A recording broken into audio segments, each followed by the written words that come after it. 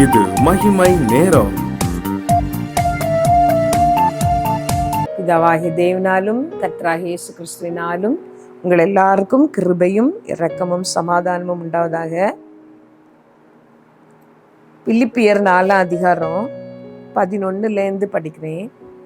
என் குறைச்சலினால் நான் இப்படி சொல்லுகிறதில்லை, ஏனெனில் நான் எந்த நிலைமையில் இருந்தாலும் ரம்யமாக இருக்க கற்றுக்கொண்டேன். தாழ்ந்திருக்கவும் எனக்கு தெரியும், வாழ்ந்திருக்கவும் எனக்கு தெரியும். எவ்விடத்திலும் எல்லாவற்றிலும் திருப்தியாக இருக்கவும், பட்டினியாக இருக்கவும், பரிபூர்ணப்படவும், குறைவுபடவும் போதிக்கப்பட்டேன்.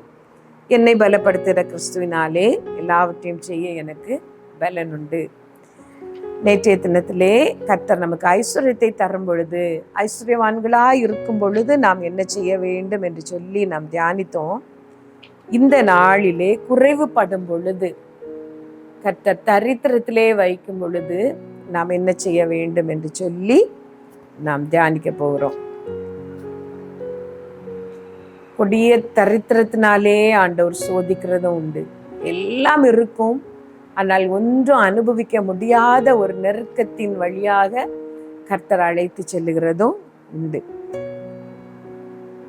குறைவு படும் பொழுது, வாழ்க்கையிலே குறைகள் வரும் பொழுது, வறுமை வரும் பொழுது, நாம் அனுபவிக்க வேண்டிய நன்மைகளை அனுபவிக்க முடியாதபடி போகும் பொழுது நாம் என்ன செய்ய வேண்டும் என்று சொல்லி இந்த நாளிலே நாம் தியானிக்க போகிறோம். பவுல் சொல்லுகிறார், பவுல் ஒரு பெரிய பணக்காரர், பெரிய ஞானி, எல்லாவற்றையும் கர்த்தருக்கென்று பயமாக எண்ணி ஆண்டுடைய ஊழியத்திற்கு வந்தவர்.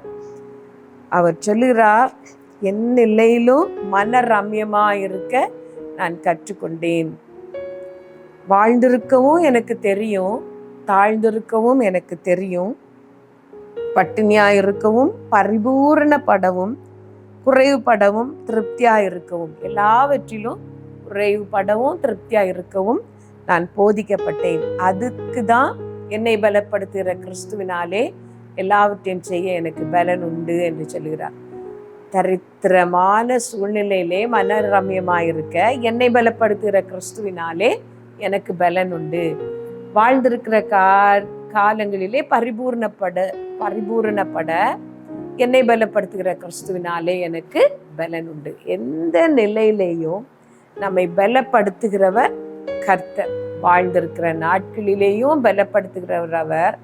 ஒன்றுமில்லாமல் போகும் பொழுதும் அதிலே ரம்யமாய் இருக்க நம்மை வைக்கிறவர் கர்த்தர். நம்முடைய சந்தோஷமும் சமாதானமும் பொருள் சார்ந்ததல்ல, இந்த உலகத்தின் பணத்தையும் ஐஸ்வர்யத்தையும் சார்ந்ததல்ல. எந்த நிலையிலேயும் கர்த்தரோடு நமக்குள்ள வாழ்க்கை ரம்யமாக சரியாக இருக்க முடியும், அதை சரியாக வைத்திருக்க நமக்கு முடியும். அதற்கு பலன் தருகிறவர் கர்த்தர். குறைவுபடும் பொழுது கர்த்தருடைய பலனை பெற்றுக்கொண்டு அந்த சூழ்நிலைகளில் எல்லாம் நாம் சந்தோஷப்படவும், அவரை பின்பற்றி செல்லவும் நாம் போதிக்கப்பட்டிருக்கிறோம். எல்லா காரியத்திலேயும் நாம் அவருக்கு ஸ்தோத்திரம் செலுத்த நாம் போதிக்கப்பட்டிருக்கிறோம். வாழ்ந்திருக்கிற நாட்களிலேயும் நாம் அவரை துதிக்க வேண்டும், குறைபடுகிற காலத்திலேயும் நாம் அவருக்கு நன்றி சொல்ல வேண்டும். ஆண்டவர் நமக்கு தராமல் மறுக்கிற காரியங்கள் நம்முடைய நன்மைக்காக, ஆண்டவர் நமக்கு தருகிற நன்மைகள் அவருடைய நாம மகிமைக்காக என்பதை உணர்ந்தவர்களாக எல்லா காரியத்திலேயும் கர்த்தருக்கு ஸ்தோத்திரம் செலுத்தி ரம்யமாய் இருக்க கர்த்தருடைய பலனை நாம் கேட்க வேண்டும். அந்த பலனை கர்த்தர் நமக்கு தருகிறார்.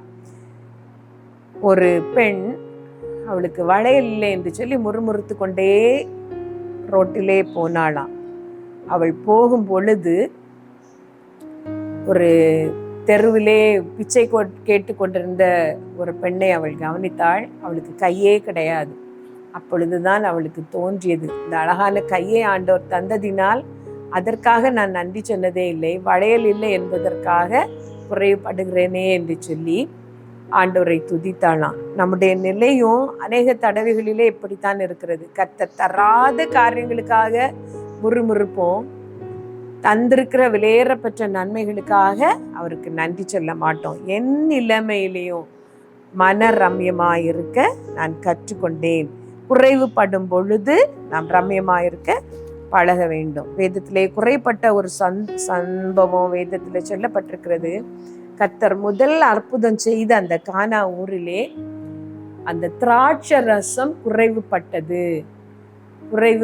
பொழுது அவர்கள் இயேசு கிறிஸ்துவிடம் வந்து சொன்னார்கள் என்று பார்க்கிறோம். அந்த இயேசு கிறிஸ்து செய்த முதல் அற்புதம் திருமண வீட்டிலே, கல்யாண வீட்டிலே அங்கே திராட்சை ரசம் குறைவுபட்டது என்று நான் பார்க்கிறோம். ஒன்றிலோ அந்த குடும்பத்தார் ரொம்ப சிக்கனமாக இருந்திருக்க வேண்டும், இல்லை அவர்கள் எதிர்பார்த்ததற்கும் அதிகமான ஜனங்கள் வந்திருக்க வேண்டும். எப்படியோ அவர்களுக்கு குறைவுபட்டது, ஆனால் அது நிறைவாயிற்று என்று பார்க்கிறோம். அது நிறைவானதற்கு காரணம் வேதத்திலே நாம் பார்க்கும் பொழுது இயேசுவும் அவருடைய சீஷர்களும் அங்கே அழைக்கப்பட்டிருந்தார்கள். நம்முடைய வாழ்க்கையிலேயும் கூட குறைவுகள் வராமல் இருப்பதில்லை, வரலாம். அந்த குறைவுகளை நிவர்த்தியாக்க இயேசு கிறிஸ்து நம்முடைய வாழ்க்கையிலே அழைக்கப்பட்டிருக்க வேண்டும், நம்முடைய காரியங்களிலே அழைக்கப்பட்டிருக்க வேண்டும். அவருக்கு தெரிந்து நாம் காரியங்களை செய்ய வேண்டும். இயேசு கிறிஸ்து அங்கே அழைக்கப்பட்டிருந்தபடியினால் இயேசு கிறிஸ்துவின் தாய் போய் சொல்லுகிறார்கள், அவர்களுக்கு திராட்சை ரசம் குறைவுபட்டது என்று சொல்லி. இயேசு கிறிஸ்து, ஸ்திரீயே உனக்கும் எனக்கும் என்ன, என் வேலை இன்னும் வரவில்லை என்று சொல்லி ஏற்ற வேலை வந்த பொழுது மிக அற்புதமாக அந்த குறையை நிறைவாக்குகிறார். அதே போல்தான் உங்கள் வாழ்க்கையிலையும் குறைவுகள் வரும்பொழுது கர்த்தர் நிறைவாக்க வேண்டுமானால் இயேசு கிறிஸ்து அந்த காரியத்திலே அழைக்கப்பட்டிருக்க வேண்டும். இன்றைக்கு நடக்கிற நிறைய திருமணங்கள் மிக ஆடம்பரமாக நடக்கிறது. இயேசு கிறிஸ்து உங்கள் திருமணத்திற்கு வந்தால் அதிலே மகிழ்ச்சி அடைவாரா என்று யோசித்து பாருங்கள். பிள்ளைகளின் வாழ்க்கை ஆசீர்வதிக்கப்பட வேண்டும் என்று விரும்புவதை விட தங்களுடைய பிரஸ்தாபத்தை காட்ட வேண்டும் என்று விரும்புகிறவர்கள் தான் அநேகர். இயேசு கிறிஸ்து உங்கள் வாழ்க்கையின் காரியங்களிலே அழைக்கப்பட்டிருக்கும் பொழுது அந்த குறைவுகள் எல்லாம் நிறைவாகும். நீங்கள் கொடிய தரித்திரத்தினாலே சோதிக்கப்பட்டாலும், மிகுந்த பாடுகளினூடாக நீங்கள் போய்கொண்டிருந்தாலும் கர்த்தர் உங்களோடு கூட இருப்பாரானால் அந்த குறைவுகள் நிறைவாகும், அவர் நிறைவாக்குவார். இந்த குறைகளிலே நீங்கள் கற்றுக்கொள்ளும்படி ஆண்டவர் வைத்திருக்கிற காரியங்கள் உண்டு. அதை நீங்கள் கற்றுக்கொள்ளும் பொழுது கர்த்தர் உங்களை அழகாக நிறைவாக்கி ஆசீர்வதிப்பார். குறைவுபடும் பொழுது கொடிய தரித்திரத்திலே மிகுந்த உதாரத்துவமாய் கொடுத்தார்கள் என்று சொல்லி நாம் மக்கதோனியா சபையை பற்றி பார்க்கிறோம். உதாரத்துமாய் இருக்கிற வறுமையிலேயும் கர்த்தருக்கு என்று கொடுத்து பாருங்கள், நீங்கள் அவருக்கு கொடுப்பதை அவர் உங்களுக்கு திரும்ப தருவார். நாம் ஜெபித்து முடிக்கலாம். சர்வ வல்லமையுள்ள எங்கள் நல்ல தகப்பனே, உம்மை நாங்கள் ஸ்தோத்திரிக்கிறோம்ப்பா, உம்மை நாங்கள் துதிக்கிறோம், ஸ்தோத்திரிக்கிறோம். இந்த நல்ல நாளுக்காக உம்மை நாங்கள் துதிக்கிறோம். வறுமையினூடாக கடந்து போய் நாளைக்கு நான் என்ன செய்வேன், என் பிள்ளைகளின் காரியத்திற்கு நான் என்ன செய்வேன் என்று ஜெபிக்கிற ஒவ்வொருத்தருக்கும் நீர் இறங்கும் ஆண்டவரே. இந்த குறைகளின் நடுவிலே நீர் அவர்களோடு கூட இருக்கிறீர், நீர் அவர்களை பார்த்து கொண்டிருக்கிறீர், ஏற்ற காலத்திலே உயர்த்துவீர், ஆசீர்வதிப்பீர் என்கிற உணர்வோடு உம்மோடு கூட வாழ்கிற ஒரு வாழ்க்கையை நீர் அவர்களுக்கு தாரும். உடைய பிள்ளைகளுடைய குறைகளை எல்லாம் நீர் நிறைவாக்கும் ஆண்டவரே. நீர் ஆசீர்வதியம்ப்பா, நீர் ஆசீர்வதியும். இன்னும் வாழ்க்கையிலே குறைகள் இருக்கிறது, ஆனால் இயேசு கிறிஸ்துவோடு எங்களுக்கு சரியான ஒரு உறவில்லை என்று சொல்லி இதை பார்த்து கொண்டிருக்கிற ஒவ்வொருத்தருக்காகவும் நான் இப்பொழுது ஜெபிக்கிறேன். இயேசுப்பா, எங்கள் மீறுதல்களின் நிமித்தம் காயப்பட்ட தேவன் நீர், எங்கள் அக்கிரமங்களை சுமந்து தீர்த்த கர்த்தர் நீர். இப்பொழுது இயேசுவே என் வீட்டிற்கு வாரோம், என் இருதயத்திலே வாரோம், என்னுடைய பாவ குணங்களை எல்லாம் கழுவும், என்னுடைய எல்லா தப்புக்கும் நீர் தண்டனை ஏற்றுக்கொண்டு விட்டீர், அந்த இரத்தம் என்னை கழுவட்டும் என்று கேட்கிற ஒவ்வொரு உள்ளத்திலும் நீர் பிரவேசியம் ஆண்டவரே. கண்ணீரோடு இப்பொழுது ஜெபிக்கிற ஒவ்வொரு குடும்பங்களிலேயும் உடைய பிரசன்னம் இறங்கட்டும். அவர்களுக்கு இப்பொழுது இருக்கிற அந்த நெருக்கம், அந்த வறுமை மாறி போகட்டும். அந்த குடும்பங்களை ஆசீர்வதி ஆண்டவரே. செழிப்புள்ள காலங்களை காணும்படி செய்யும். உடைய கிருபைக்கு ஒப்பு கொடுத்து ஜெபிக்கிறோம். எங்கள் எல்லாரையும் ஆசீர்வதியும். இயேசுவின் நாமத்தில் கேட்கிறோம் பிதாவே, ஆமென்.